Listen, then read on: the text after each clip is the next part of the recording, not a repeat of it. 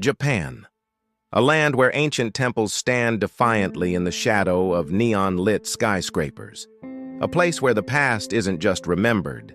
It's lived, breathed, and woven into the very fabric of the future. But how did this island nation, once so isolated, transform into one of the world's most influential societies?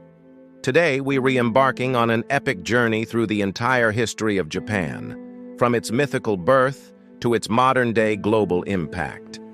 So grab a cup of green tea, get comfortable, because this is a story that spans thousands of years, countless wars, and endless cultural revolutions. Before Japan was a nation, it was a legend. According to ancient Shinto beliefs, the deities Izanagi and Izanami stood on the bridge of heaven and stirred the primordial ocean with a jeweled spear.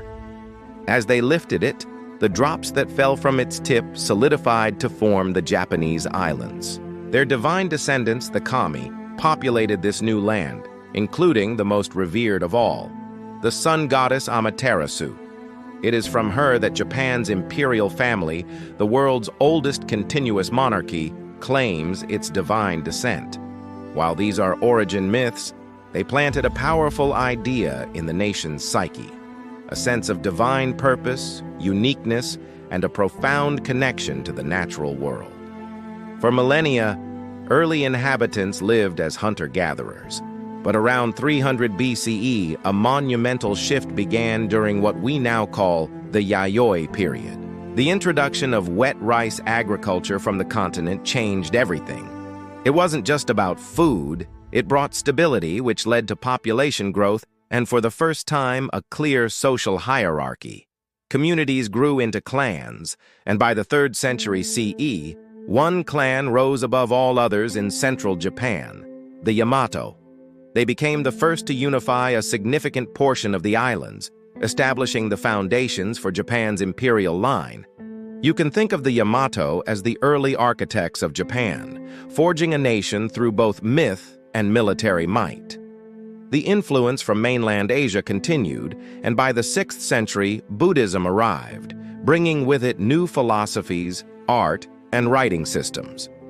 This set the stage for one of Japan's most celebrated eras, the Heian period from the late 8th to the 12th century.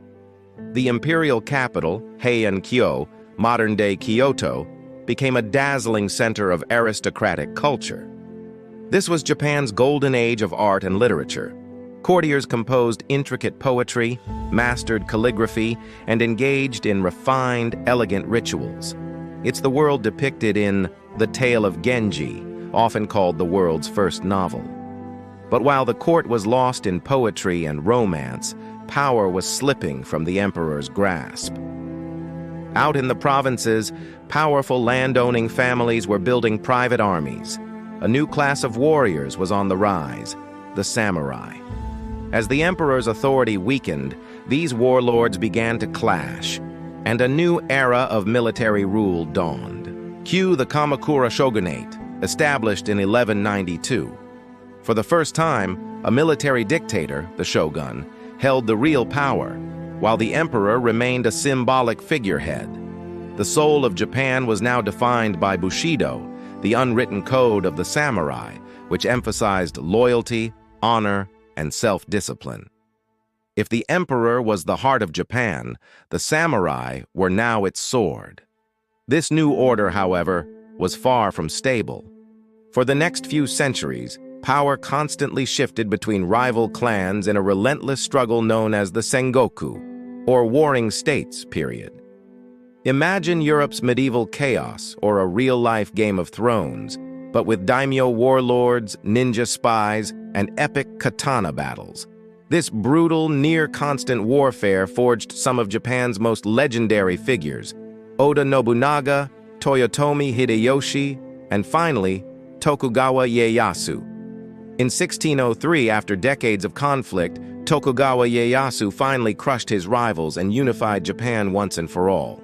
He established the Tokugawa shogunate, a military government that would rule from its new capital, Edo, what we now know as Tokyo.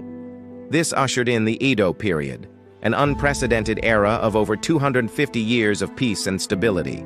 To ensure this peace, the shogunate implemented a strict policy of isolation known as sakoku. Japan sealed its borders, cutting itself off almost entirely from the outside world. But isolation didn't mean stagnation. With warfare gone, culture flourished in incredible new ways. This was the era of ukiyo-e woodblock prints, like Hokusai's The Great Wave. It was the golden age of kabuki theater and the perfection of the haiku poem. Society was organized into a rigid four-class system. Samurai at the top, followed by farmers, artisans, and merchants. It was a tightly controlled but thriving world. Yet, beyond the horizon, the winds of global change were blowing, and they were about to hit Japan like a typhoon. In 1853, that change arrived in the form of massive, smoke-belching American warships. Led by Commodore Matthew Perry, the United States sailed into Edo Bay with a simple, non-negotiable demand: open Japan for trade or face the consequences. The technologically outmatched shogunate had no choice but to agree.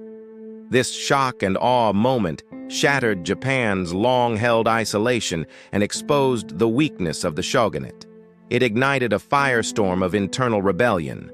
Samurai loyal to the emperor rose up, and in 1868, they overthrew the shogun and restored direct power to the young emperor Meiji. This event, the Meiji Restoration, triggered one of the most rapid and radical transformations in world history.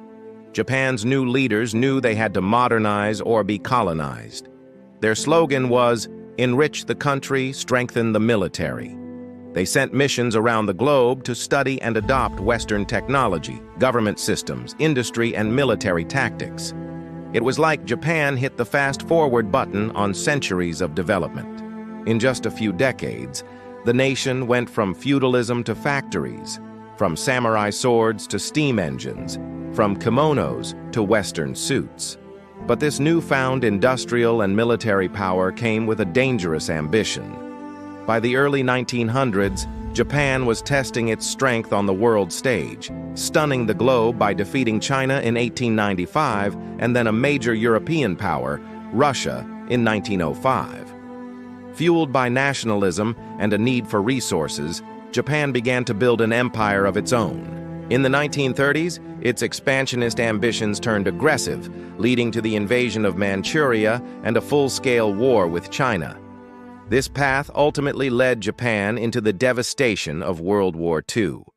It was the darkest chapter in the nation's history, culminating in the atomic bombings of Hiroshima and Nagasaki and Japan's unconditional surrender in 1945.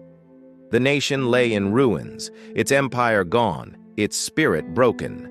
Yet, from the ashes of total defeat, Japan performed what many have called an economic miracle. With American assistance during the post-war occupation and an incredible surge of national determination, Japan rebuilt itself. By the 1960s, it was already on its way to becoming an economic superpower. Through the 70s and 80s, Japanese innovation and quality became the envy of the world. Brands like Sony, Toyota, and Honda became household names. This wasn't just an economic rebirth, it was a cultural one too. Japan began exporting its unique culture: anime, manga, video games like Nintendo, and of course food like sushi and ramen, captivating the imagination of the entire planet. Today, Japan stands as a unique bridge between its ancient traditions and cutting-edge innovation. It's a global leader in robotics, design, and pop culture, yet it remains a place where age-old rituals are practiced with deep respect.